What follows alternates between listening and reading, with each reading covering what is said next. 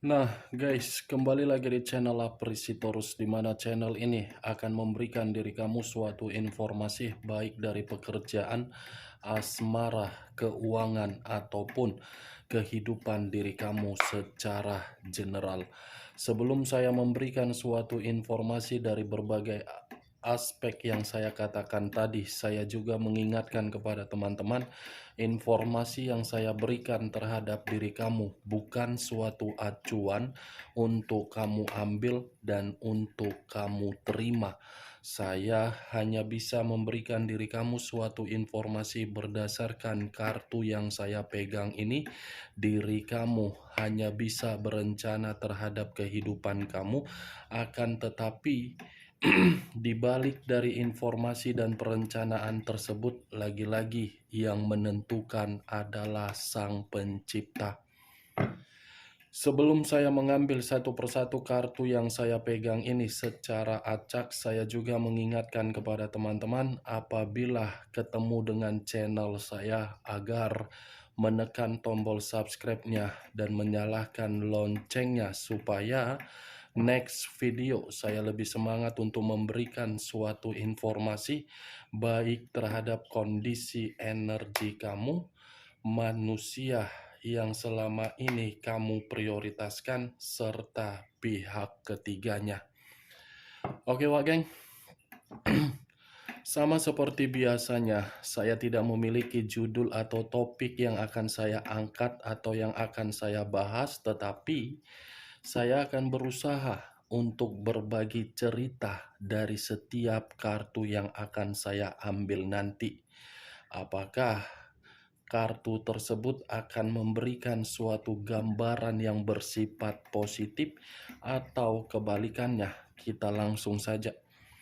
Saya akan mengambil beberapa kartu, di mana kartu yang akan saya ambil nanti bisa saja bersifat resonate, bisa saja tidak bersifat resonate. Semuanya saya kembalikan terhadap pola pemikiran kamu. Semuanya saya kembalikan terhadap situasi energi yang kamu miliki untuk saat ini.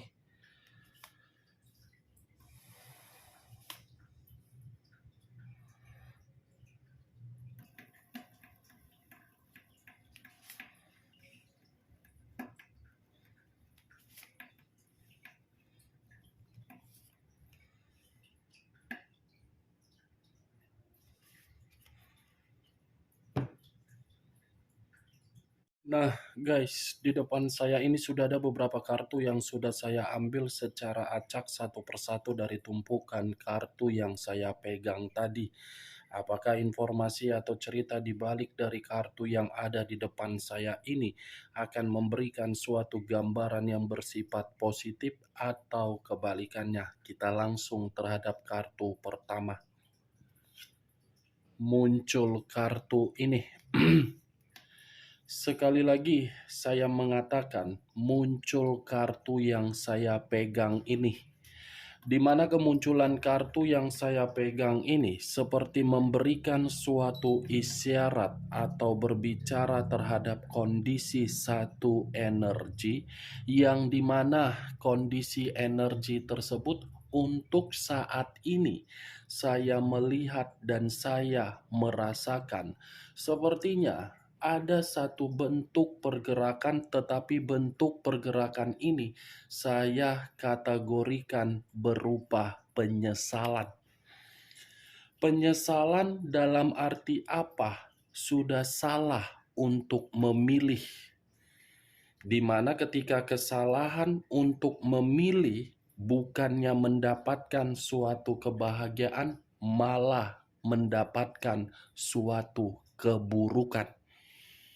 Bukan hanya itu saja yang saya lihat, tetapi saya rasa terlalu banyak berbagai resiko di luar dari dugaan diterima, di mana resiko tersebut sudah memakan kondisi mental untuk rusak.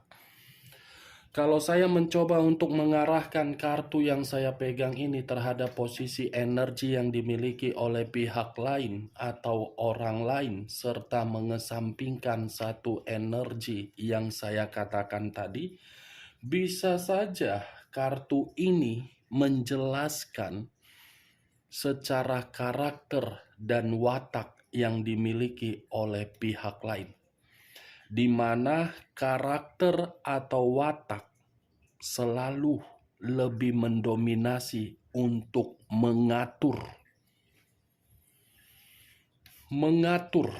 terlalu lebih mendominasi, bukan mengarahkan untuk berpikir secara bijak.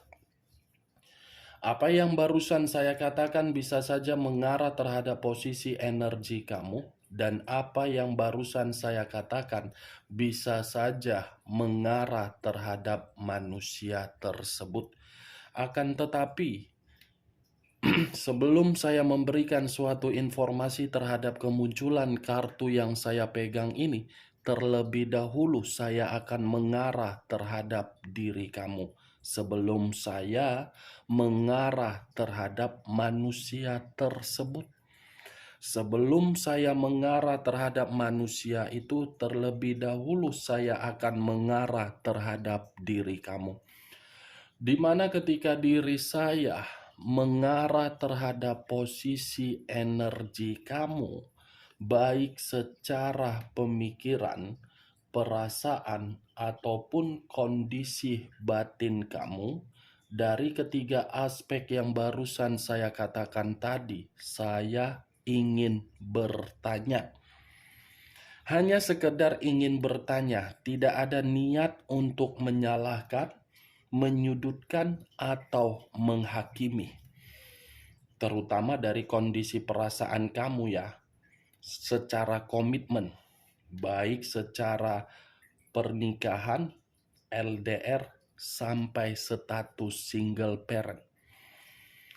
Apakah urusan ranjang menjadi salah satu faktor permasalahan yang kamu hadapi terhadap orang yang kamu prioritaskan? Sekali lagi saya mengulang, apakah urusan ranjang menjadi faktor permasalahan di dalam komitmen kamu? Cukup kamu yang memberikan suatu jawaban dari pertanyaan saya tadi. Karena yang saya lihat, urusan komitmen kamu tersebut bukan hanya situasi ketidakpercayaan, ketidakjujuran. Urusan ranjang pun salah satu faktornya. Saya tidak tahu entah siapa yang lebih hyper, di mana kondisi hyper tersebut tidak bisa dikendalikan dan membuat suatu perdebatan atau perselisihan, di mana ketika ada perdebatan, orang yang kamu prioritaskan ini lebih mencari kepuasan secara ranjang di luaran sana. Saya mengakui memang pergerakan energi kamu ini seperti memberitahukan ada suatu keharmonisan yang pernah kamu rasakan. Ada suatu kerukunan atau ketenangan yang pernah kamu rasakan ketika diri kamu menjalin suatu komitmen. Tetapi keharmonisan, ketenangan, dan kenyamanan itu hanya bersifat sementara. Secara perlahan-lahan keharmonisan itu pudar, secara perlahan-lahan keharmonisan itu hambar, secara perlahan-lahan keharmonisan itu dihianati. Itu yang saya lihat, Wak Geng. Benar atau tidak, ketika saya mengatakan urusan ranjang salah satu faktor di dalam permasalahan komitmen kamu, semua saya kembalikan di dalam pemikiran kamu untuk menanggapi perkataan saya. Karena saya berbicara seperti ini masih berasal dari pergerakan energi kamu. belum dari kartu yang saya pegang ini. Kalau acuannya dari kartu yang saya pegang ini saya lemparkan terhadap posisi energi kamu, saya rasa pemikiran selalu bertentangan. Tidak pernah satu arah, tidak pernah satu jalan, tidak pernah memikirkan bagaimana komitmen ini bisa menjadi komitmen yang benar-benar dituangkan untuk mengayomi dan diayomi. Kalaupun memang komitmen itu ada titik untuk mengayomi dan diayomi, saya rasa itu dari perbuatan kamu. Kamu yang memberikan tindakan tersebut. Tetapi manusia yang kamu prioritaskan malah membuat diri kamu putus asa secara emosional. Emosional, di mana emosional tersebut bisa saja saya kategorikan manusia itu selalu memberikan gesekan.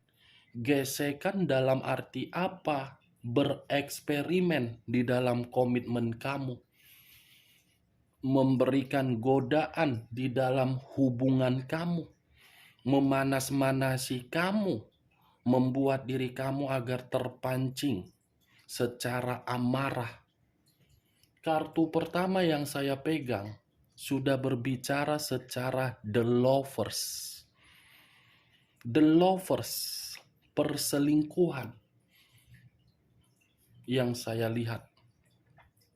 Berarti secara tidak langsung, Wak Geng, di luar dari pemikiran yang saling bertentangan, urusan ranjang pun manusia ini mempermasalahkannya.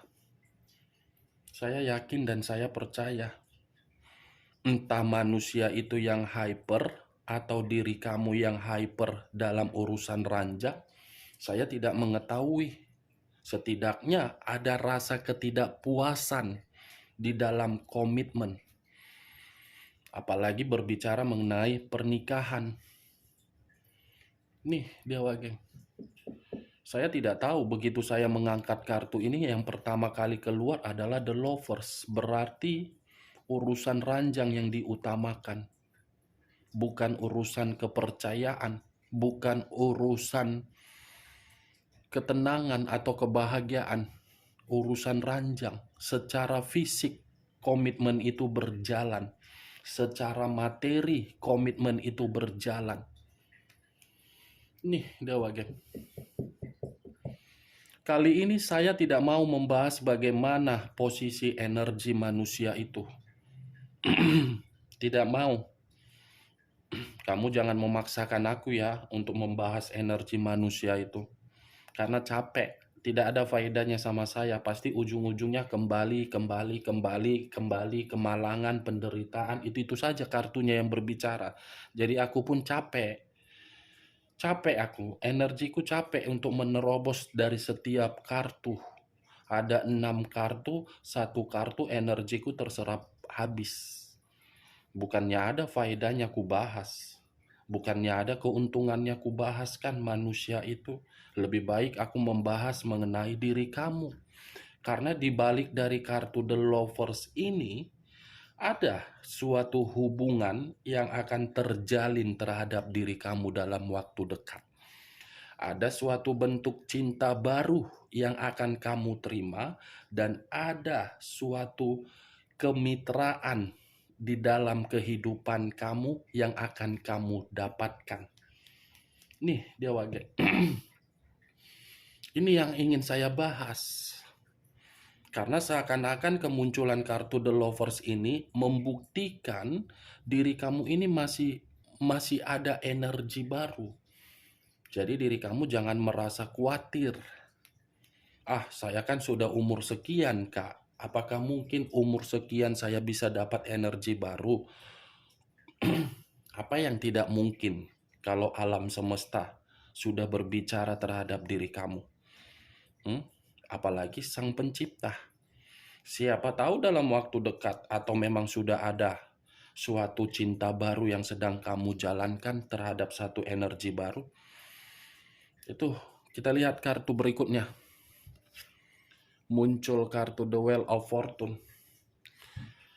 Sekali lagi saya mengatakan muncul kartu The Wheel of Fortune, di mana kemunculan kartu The Wheel of Fortune ini perputaran waktu yang seakan-akan saya ingin bertanya lagi terhadap diri kamu. Sepertinya diri kamu ini ada yang sedang kamu gelisahkan. Ada kegelisahan yang begitu sangat kuat. Ada suatu pemikiran yang dimana pemikiran kamu ini masih memikirkan resiko situasi di masa lalu. Lagi-lagi Tuhan, kondisi pemikiran yang masih error. Kondisi pemikiran yang masih belum stabil.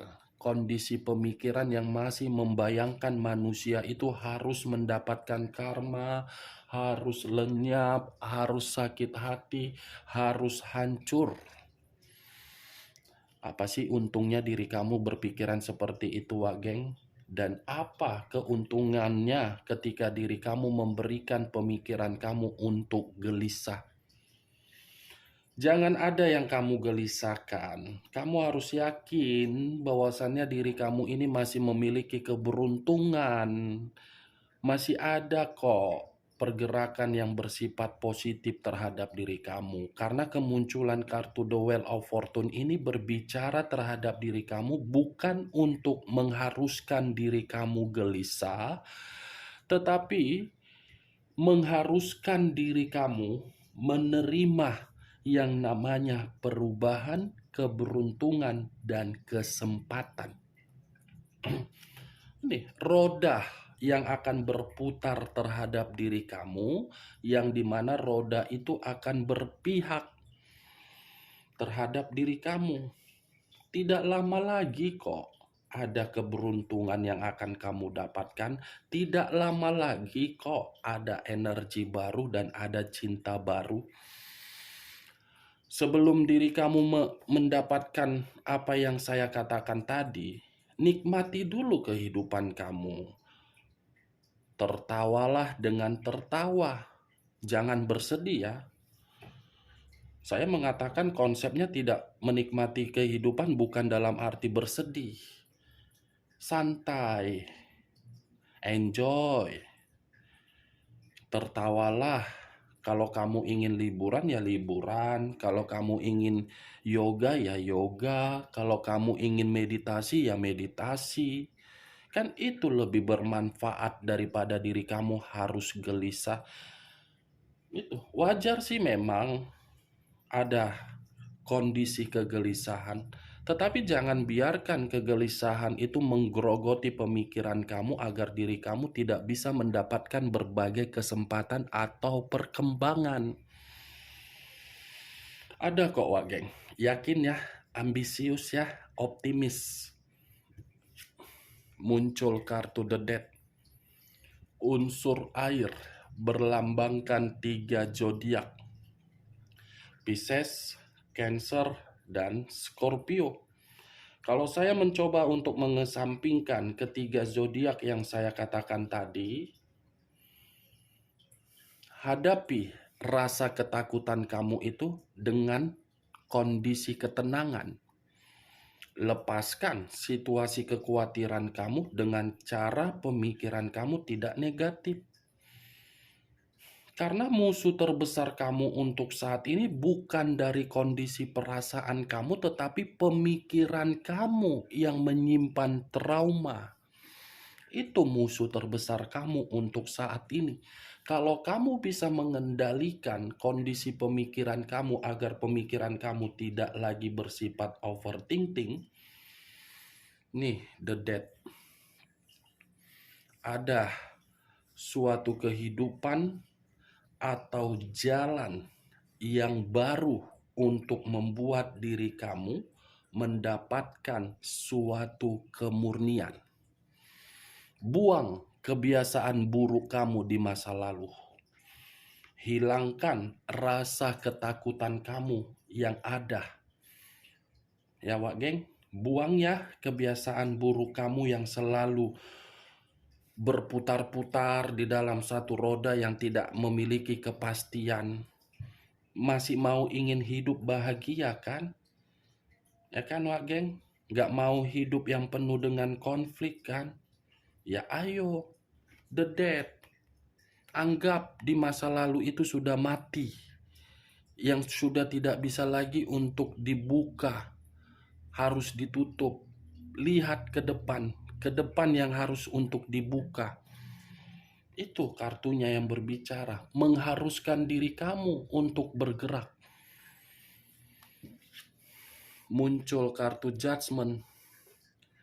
Kata judgment, di mana kemunculan kata judgment ini saya kategorikan sebagai penghakiman. Penghakiman dalam arti apa? Ada kebangkitan. Penghakiman dalam arti apa? Ada penebusan untuk kamu dapatkan berupa karma. Karma itu bersifat apa? Baik, bukan buruk. Ini ada reinkarnasi dari kehidupan di masa lalu kamu yang sudah mati total untuk diubah ke depannya mendapatkan positif. Itu dia Wak. Kartunya bagus kok. 4 kartu yang saya pegang ini bagus. Berbicara secara positif. Cinta baru, keberuntungan baru, hidup baru, kebangkitan baru, semua ada pembaharuan. Muncul kartu Nine of Pentacles, terdiri dari 9 koin. Kenapa saya mengatakan kata koin? Koin ini terdiri dari kata Pentacles. Kalau saya mencoba untuk menarik satu koin dari ke-9 koin tersebut, satu koin ini menandakan apa? Kemakmuran. Satu koin ini menandakan apa? Kebebasan.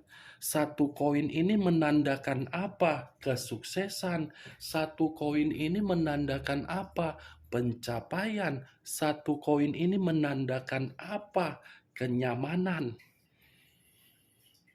Banyak kan artinya Wak geng? Ketika saya menarik satu koin dari ke-9 koin, itu yang akan kamu terima. Cocok kau rasa dengan ucapan saya tadi? Ya, kalau menurut diri kau cocok, angkat. Tetapi kalau menurut diri kau tidak cocok, ya tidak usah kau angkat. Anggap saja perkataan saya tadi gibahan yang tidak berfaedah atau gibahan yang tidak berkualitas.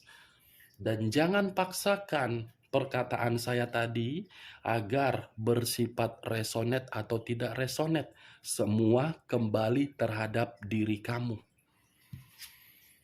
Muncul kartu The World. Kata The World ini lebih mendominasi terhadap jawaban dari Sang Pencipta. Ada keberkahan, ada berkat, ada jawaban dari kesedihan kamu. Ini kartu terakhir loh, The World. Apa yang harus saya katakan terhadap diri kamu? Ada hasil dari perencanaan kamu yang akan kamu dapatkan.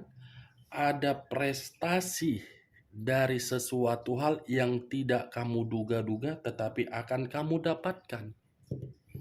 Nih, the word. Nine of Pentacles. Teredem. Oke, Wak geng. Kartunya 6 kartu yang saya bukakan berbicara secara positif. Tidak usah kamu gelisah. Nikmati kebebasan kamu, nikmati kesendirian kamu, nikmati kemerdekaan kamu. Hanya itu yang bisa saya berikan informasinya terhadap diri kamu dari berbagai kartu yang saya bukakan ini. Ingat, saya tidak memberikan suatu sugesti dari perkataan saya agar sugesti saya itu bermain di dalam pemikiran kamu. Yang positif ambil, yang negatif buang. Sekian dulu informasinya. Salam kartu tarot, salam zodiak.